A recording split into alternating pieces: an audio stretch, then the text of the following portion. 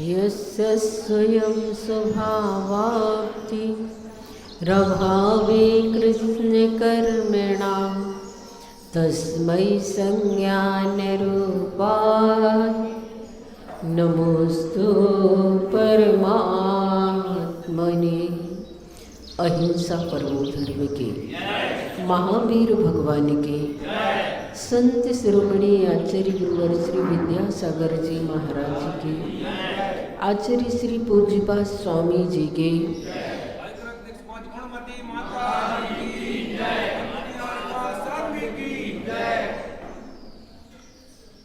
कल हमने सांसारिक संपत्ति के प्रतिफल जाने थे कि वास्तव में कठिनता से अर्जित करने किया जाने वाला धन भी नाशवान है और उसका संरक्षण बड़ा मुश्किल होता है। आज हम इस बात को समझेंगे कि दूसरे की विपत्ति को देखकर भी हम निश्चिंत रहा करते हैं। और यहाँ पर गाथा दी गई है, विपत्ति मनोमूढ़ परेशान विनेक्षति दह्यमान मृगाकीर्ण वनांतरतरुस्थवत्। यानी कि इस गाथा में कहा जा रहा है कि दूसरों की विपत्ति को देख करके मूढ़ पुरुष परेशान में एकक्षति, दूसरों की विपत्ति को अपनी विपत्ति नहीं मानता है। जैसे दह्यमान मृगाकीर्ण, मृगाकीर्ण यानी जिस वन में अनेकों हिरण दावानल से जल रहे हैं, ऐसे जंगल के मध्य में तरुस्थवत्, तरु यानी कि वृक्ष पर स्थित पुरुष के समान कोई मनुष्य जंगल में वृक्ष के ऊपर बैठा है, चारों तरफ भयंकर आग लग गई है और उस आग की लपटों में भागते हुए परेशान होते हुए जलते हुए हिरणों को तो देख रहा है, लेकिन उनकी विपत्ति को अपने ऊपर आने वाली विपत्ति नहीं मान रहा है। उसे लग रहा है कि वह आग जो जल रही है सब सिर्फ हिरणों को ही जलाने में कारण बनेगी। अपन तो सुरक्षित बैठे हैं, वृक्ष पर बैठे हैं, यहाँ तक थोड़ी ना आग आ पाएगी। ऐसे ही संसारी प्राणी दूसरों की विपत्ति को दूसरों की ही विपत्ति मानकर जीता है। ऐसा उसे ख्याल नहीं रहता है कि ये विपत्ति कभी किसी समय मेरी भी हो सकती है। अगर ऐसा ख्याल आ जाए तो वास्तव में संसार में रहकर प्राणी संसार को तज सकता है। श्रीमद् रायचंद जी गुजरात के बहुत ही बड़े प्रभावक और आकर्षक व्यक्तित्व को लिए हुए व्यक्ति थे, बहुत ही स्वाध्यायशील थे। उनका जन्म गुजरात प्रांत के बावड़िया ग्राम में हुआ था और उनके बारे में एक बहुत अच्छी इसी प्रसंग से संबंधित मैंने घटना पढ़ी कि जब श्रीमद् रायचंद जी 7 वर्ष के थे, उनके जीवन की महत्वपूर्ण घटना रही और वो जिस बवड़िया ग्राम में थे उसी नगर में एक अमीचंद नाम के गृहस्थ थे जो बालक रायचंद को बहुत स्नेह करते थे। एक दिन अमीचंद को सर्प ने काट लिया और तत्काल ही उनका मरण भी हो गया। मरण का समाचार रायचंद ने सुना तो वह बालक तो दौड़ा दौड़ा अपने घर दादाजी के पास पहुंचा और कहने लगा, दादाजी क्या अमीचंद मर गए हैं?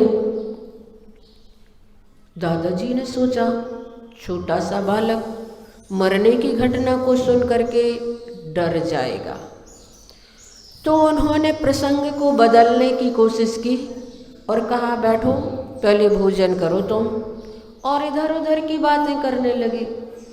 पर बालक के दिमाग में तो वो बात घर कर गई थी।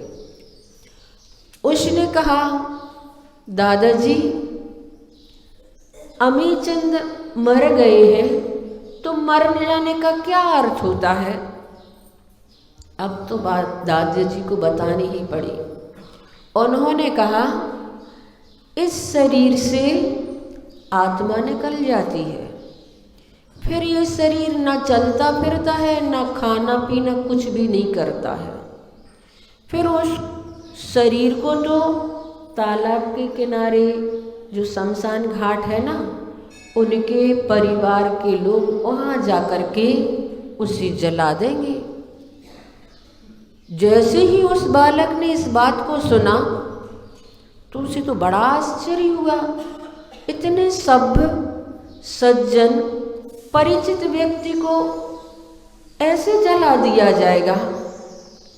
कुछ देर तक तो वह घर में इधर उधर घूमता रहा और फिर चुपचाप घर से निकलकर तालाब के किनारे पहुंचा और एक बबूल के वृक्ष पर बैठ कर के उसने उस घटना को देखा कि वास्तव में कुटुंब के लोग उन्हें जला रहे हैं। उसे तो बड़ा आश्चर्य हुआ। इतने सज्जन और परिचित व्यक्ति को ऐसे जला दिया जाता है। और उस घटना का उनके जीवन पर बहुत असर पड़ा। इसमें दिया कि वह विचार करने लगे ये सब क्या है। उनके अंतर में विचारों की तीव्र उथल पुथल खलबली मच गई और वे गहन विचार में डूब गए। इसी समय उनके चित्त से भारी आवरण हट गया और उन्हें पूर्व भवों की स्मृति हो आई। आप लोगों ने सुना होगा श्रीमद् रायचंद जी शतावधानी थे। उस घटना से उन्होंने अपने अंतर मन को ऐसा मथ दिया कि जो आत्म प्रदेशों पर आवरण पड़े थे वो हट गए और पिछले भवों का स्मरण उन्हें होने लगा। बाद में फिर एक बार वे जूनागढ़ का किला देखने के लिए भी गए, क्योंकि गुजरात से जूनागढ़ पास पड़ता है। वहाँ का किला देखने के लिए गए और वहाँ पर भी उन्हें पूर्व स्मृति का ज्ञान का विशेष क्षयोपशम हुआ। विशेष स्मृति उनकी वहाँ पर भी हुई। इस पूर्व स्मृति रूप ज्ञान ने उनके जीवन में प्रेरणा का अपूर्व नवीन अध्याय जोड़ा। और श्रीमद् रायचंद जी पढ़ाई तो ज़्यादा नहीं कर सके, पढ़ाई तो उन्होंने विशेष नहीं की, कर ही नहीं पाए थे। फिर भी उनके बारे में कहा जाता है कि वे संस्कृत, प्राकृत आदि विशेष भाषाओं के ज्ञाता थे और जैनागम के असाधारण वेदता और मर्मज्ञ थे। उनका क्षयोपशम की शक्ति इतनी अधिक थी, इतनी विशाल थी कि जिस काव्य को या जिस सूत्र को एक बार पढ़ लेते थे उसे फिर कभी नहीं भूलते थे। जैसे अकलंक देव एक पाठी थे, एक बार पढ़ने में उन्हें सब कुछ ज्ञात हो जाता था। ऐसा ही श्रीमद् रायचंद जी के बारे में पढ़ने को मिला और उनके बारे में यथार्थ विश्लेषण उन्होंने सहज रूप से किया। किसी भी विषय का सांगोपांग विवेचन करना उनके अधिकार की बात थी। उन्होंने अल्प व्यय में तत्व ज्ञान की प्राप्ति की थी और उन्होंने स्वयं लिखा एक काव्य, और जिसमें लिखा उन्होंने कि छोटी सी अवस्था में मुझे अद्भुत तत्व ज्ञान का बोध हुआ। यही सूचित करता है कि अब पुनर्जन्म के शोध की क्या आवश्यकता है। जो संस्कार अत्यंत अभ्यास से उत्पन्न होता वह तो मुझे सहज ही प्राप्त हो गया। पिछले भव के जो ने ज्ञान हो गए, तो अब इस पर शोध करने की जरूरत नहीं है कि पूर्व भव में भी ये आत्मा थी कि अभी उत्पन्न हुई है, आत्मा क्या क्या स्वरूप है। अब इस बात का मुझे शोध करने का, कोई भी अभ्यास करने का मन नहीं है, क्योंकि ये शंका हमारे दिमाग से निकल गई है कि ये आत्मा किस प्रकार से संसार में भटक रही है। और श्रीमद् रायचंद जी की 3 प्रेरक बातें थी, और वो कहा करते थे जो इन 3 बातों पर ध्यान रखेगा उसका जीवन बहुत अच्छा बन जाएगा। पहला उनकी प्रेरक प्रसंग की बात थी, काल सिर पर सवार है। दूसरा उनका विशेष सूत्र था, नजर उठाते ही जहर चढ़ता है। तीसरा उनका प्रेरक सूत्र था, पांव रखते ही पाप लगता है। पहला सूत्र, काल सिर पर सवार है। 24 घंटे मौत हमारे सामने मड़राती हुई रहती है। इसलिए चक्रवर्ती भरत के पहरेदार प्रतिदिन प्रातःकाल घंटा का नाद किया करते थे और वर्धते भयम बोला करते थे। चक्रवर्ती से पूछा गया, आप जैसे सम्राट के होते हुए किस चीज का भय? तब चक्रवर्ती भरत ने कहा, मौत का भय प्रति समय रहता है। मौत 24 घंटे हमारे आसपास मड़राती रहती है, और यही कारण है कि वो प्रति समय आत्मोन्मुखी रहते थे चक्रवर्ती भरत। दूसरा उनका सूत्र था, नजर उठाते ही जहर चढ़ता है। यानी कि संसार में ऐसी सामग्री, भौतिक सामग्री, विषय सामग्री भरी पड़ी है, जिस किसी को देखते हैं तो वो हमारे लिए आकर्षित कर देती है, और वो वस्तुएं हमें लुभा लेती हैं। हम उनमें, उसके भ्रम में अपने आप को ही भूल जाते हैं। नजर उठाते ही जहर चढ़ता है। संसार की आकर्षक वस्तुओं से संसारी प्राणी बहुत जल्दी आकर्षित हो जाता है, अपने स्वरूप को भूल जाता है। 2 पॉइंट उनके वास्तव में, काल सिर पर सवार है और नजर उठाते ही जहर चढ़ता है। काल सिर पर सवार है, मैंने एक बार सुना था, एक साध्वी आई हुई थी स्वर्णलता, तो सब बच्चे सुनने जाया करते थे। हम भी गए उनके देखने के लिए और सुनने के लिए। तो उन्होंने अपने प्रवचन में बताया, प्रत्येक व्यक्ति को ऐसे धर्म करना चाहिए, भगवान का ऐसा ध्यान रखना चाहिए जैसे पनहारन होती है, सिर पर घड़ा और घड़े पर घड़ा भी उनके होता है। और अगर आपस में 2 सहेलियां मिल जाएं और उनका हाथ छूट भी जाता है, आपस में बातचीत भी करती रहती है, पर फिर भी उनका घड़ा गिरता नहीं है। क्यों नहीं गिरता? क्योंकि बात करते हुए भी उनका ध्यान घड़े पर रहता है। आज तो ये चीज़ें देखने ही को नहीं मिलती है कि कोई ऐसे घड़े पर घड़ी रख करके पानी भरने के लिए जाते हो। आज तो हमारे घर में ही पूरी फैसिलिटी है, घर में ही टोंटी खोलो और पानी हमें प्राप्त हो जाता है।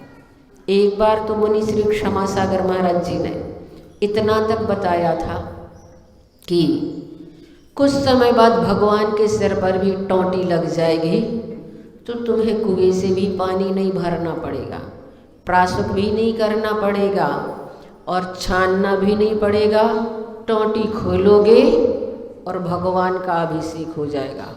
कुछ समय ऐसा भी आने वाला है, लोग भगवान को इतने भूल जाएंगे कि तुम्हारे मंदिर का माली, तुम्हारे मंदिर का पुजारी भगवान को अपने सिर पर घर घर जाएगा, रख करके लोगों के लिए बताएगा कि इनके दर्शन कर लो, ये तुम्हारे भगवान है।